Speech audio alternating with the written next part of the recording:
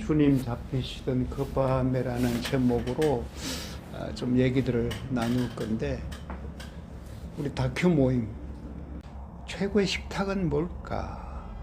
결국은 그것이 어떤 사랑이라는 그 의미가 살아날 때, 조금 더 강조하면은 영적 사건이 일어날 때, 우리 다큐라는 게, 우리 이름부터가 제가 참 계속 강조를 했죠. 그분의 다큐멘터리다. 하느님 써가는 이야기다. 그러면 뭔가 우리가 나누고 우리가 뭔가 이야기하는 것 넘어서의 어떤 그 영적인 사건들이 있을 때 훨씬 더 생생하게 기억이 되는 게 아닐까. 이제 근본적인 질문인데, 내가 여러 번 우리 성찬식에 참석하고 했단 말이야. 그죠? 우리 모두가 교회에서 뭐 정기적으로 하는 거에도 가장 기억에 남는 성찬식은 무엇이었나? 그런 성찬식이 있었는가? 굉장히 중요한 질문입니다. 우리는 뭐 세족식 그러면 거기에서 막 눈물을 흘리고 막 그런 감동이 있다고 이야기를 하는데, 성찬식은 어떠냐 이런 얘기예요. 그죠? 성경 이야기하고자 하는 메시지에 비춰보면 성찬식으로 인한 감동이 훨씬 더 커야 될 것 같은데, 우리는 세족식에는 이상의 감동을 하는데 성찬식의 감동은 별로 없는 것도 같아. 그죠? 그게 솔직한 우리들의 지금 그 인간의 몸을 가진 우리들의 어떤 한계인가, 이런 생각도 막 하게 돼. 성찬식에 대한 어떤 그 입장들이 교파마다 좀 달라. 그러니까 성찬식을 어떻게 해석하느냐 이런 얘기들이란 말이야. 가톨릭은 성찬식을 어떻게 해석하는가 하면요, 화채설이야. 화채설이 뭔 줄 알죠?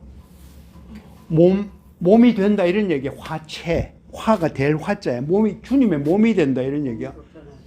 보세요. 이게 성찬식의 떡을 받아서 먹는단 말이야. 그럼 그 예수님 몸이 된다 이거야. 와, 굉장히, 그죠? 엄청난 얘기를 하고 있죠? 루터가 원래 가톨릭의 사제였잖아. 종교개혁을 했단 말이에요. 종교개혁은 여러 가지 어떤 하나님의 어떤 참 성경에 담긴 생각들을 막 하기 시작해. 믿음으로 구원 얻는 것부터 하다 보니까 성찬식 이것도 약간 너무 오버한 것 같거든. 어떻게 먹는데 그게 몸이 된단 말이냐? 예수님 몸이 된단 말이냐? 그래서 바뀐 게 뭔가 공제설이야. 화채설은 몸이 된다는 얘기고, 공제설은 같이 있는다 이런 말이야. 거기에서 이제 또 다른 반론을 제기한 사람, 종교개혁가 중에 쩌빙글리예요.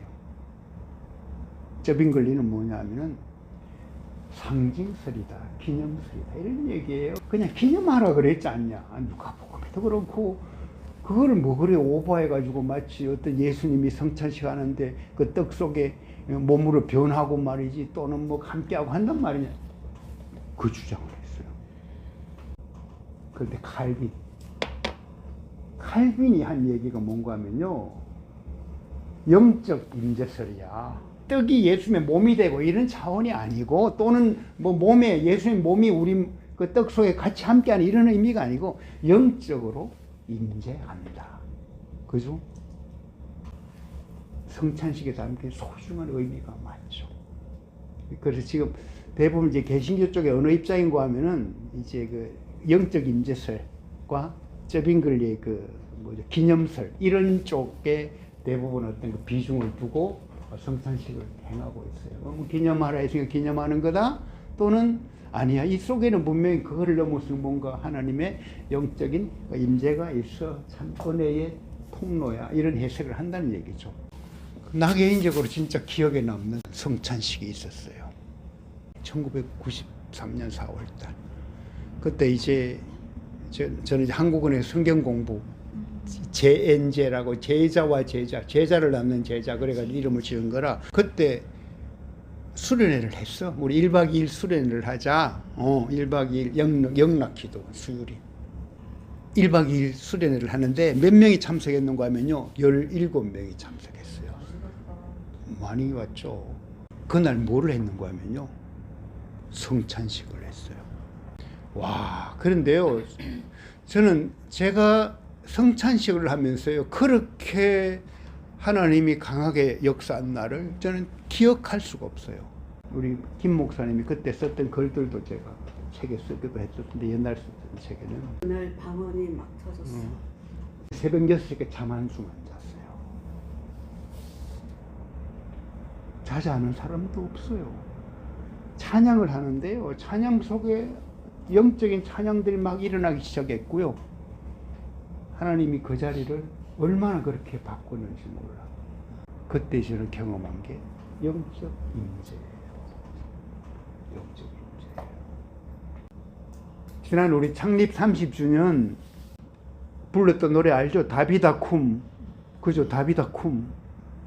한밤중에 썼던 노래예요. 그게 다비다를 살리는 베드로의 그 이야기들을 내가 그냥 말로 대사 처리해서는 안 되겠더라고요. 뭔가 이렇게 뮤지컬답게 노래를 만들었는데, 그때 베드로가 부르던 노래, 주님 당신 잡히시던 밤 세 번이나 부인한 나를 다시 찾아와 용서하고 양을 칠한 사명 주셨죠.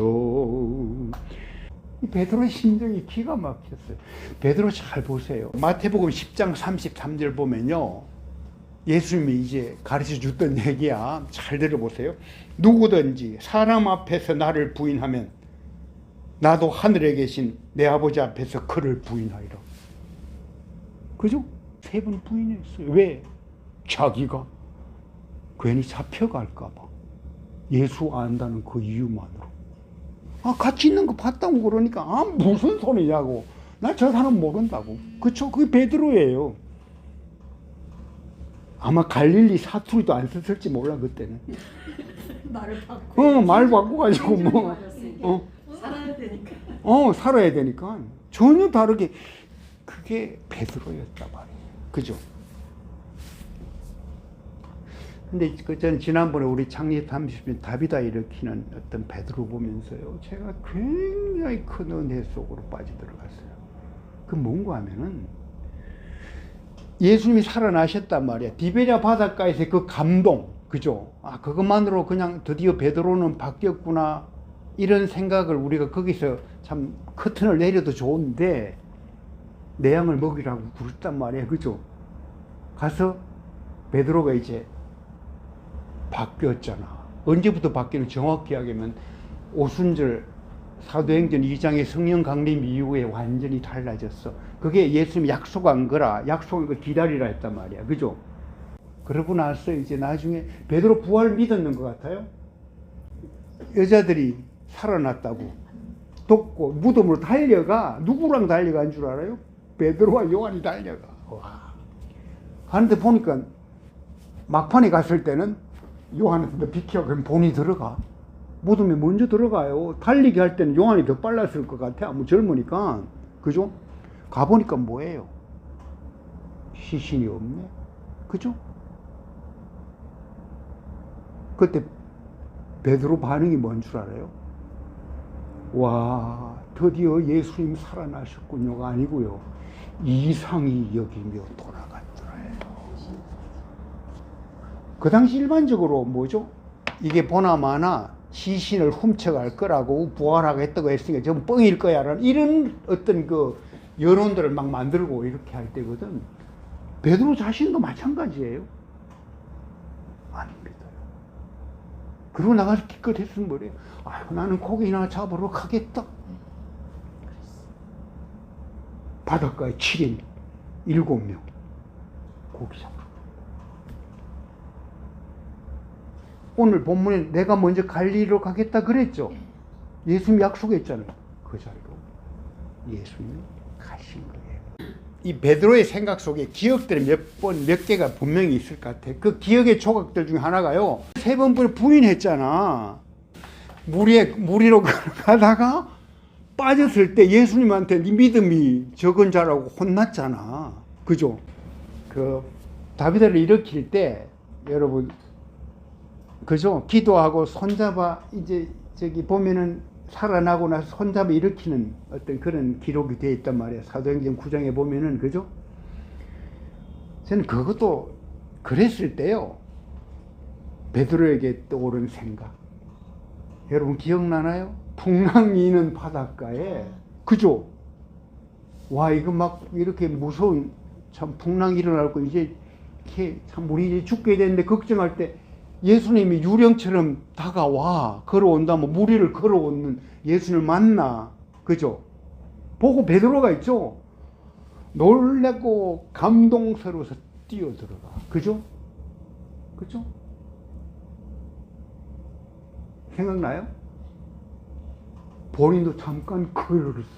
바로 빠지죠. 그러면서 바로 빠지죠. 그죠? 그때 예수님이 어떻게 해요? 손잡아 이렇게. 또 하나는 뭐 예수님의 부활에 대해서 믿지 못하는데요. 그 모든 것들이 저는 다비다를 살리는 그 자리에서 다 베드로가 그래서 겸손하게 다비다를 살리면서 자기 자신의 어떤 여러 가지 내가 받았던 뭐랄까요 가지고 있던 상처들이 거의 다 온전히 나았을 것이다. 저는 이제 그런 묵상을 했어요. 그래서 굉장히 사도행전 9장 36절은 다비다 이야기도 하지만요. 다른 한편은 그 베드로에게 굉장히 중요한 하나의 그 강조점이 주어져 있는 얘기예요. 우리 모두는 다비다야. 다비다에 일어나라야. 다 죽은 자 같은 죽었는 나를 일으키는 거라. 복음이 뭐예요? 죽었던 나를 살리는 게 복음이에요. 죽을 수밖에 없는 나를 살리는 게 아니고요. 죽었던 나를 살리는 거예요. 전부 다 다비다를 살리는 거예요. 복음은. 우리는 그럴듯하게 해서 나는 죽을 수밖에 없는 죄인인데 살려주셨군이 아니고요. 죄로 죽었던 나를 살리셨다. 이게 복음이고요. 이게 뭐예요? 다비다 얘기예요. 사실은. 저는 다비다를 주목할 때 두 단어예요. 하나는 여제자고요. 또 하나는 다비다야 일어나라. 다비다.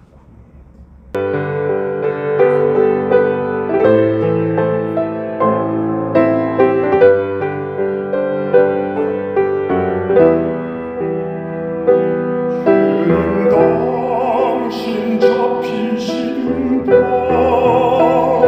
새벽이라 보인 한나를 다시 찾아와 용서하고 양을 치란 사명 주셨죠. 주님이여 죽었는데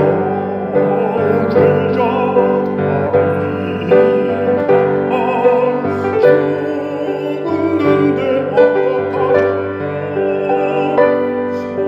소녀 살린 달리다 내가 따라 해도 될까요? 이제 모두 그만두시고